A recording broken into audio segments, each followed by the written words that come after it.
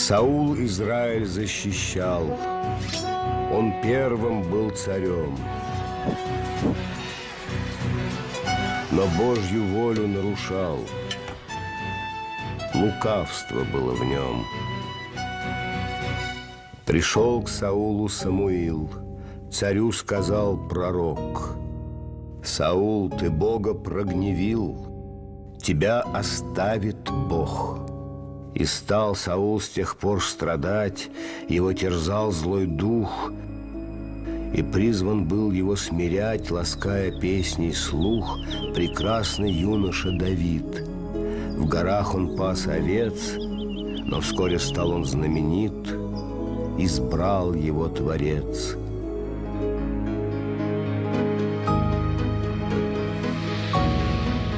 И от врагов Давид страну не раз в боях спасал. Царь позавидовал ему и ненавидеть стал. Он думал, царство отобрать Давид решил мое. Певец на лютне стал играть,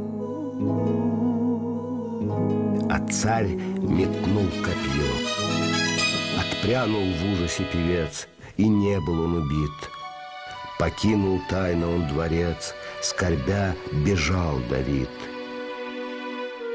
Взяв 30 сотен человек, искал его Саул. Остановился на ночлег, в шатре своем уснул. И с верным другом в поздний час прокрался в стан Давид. Кругом все спят, костер погас, и царь беспечно спит. Друг взял Саулово копье, Давиду говоря: «Удар, и царство все твое, давай убьем царя». Давид же за руку его схватил и удержал. Не можем мы убить того, кого Господь избрал. Саул мой царь, пусть над царем свершится Божий суд. И прочь ушел Давид с копьем, и взял воды сосуд.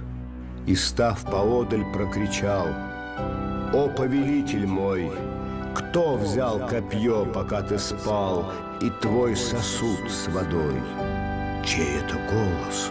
Узнаю я моего врага. Но ты, Давид, спас жизнь мою, ты верный мой слуга. Саул раскаялся, но он, как предсказал пророк, врагами вскоре был сражен и царство не сберег.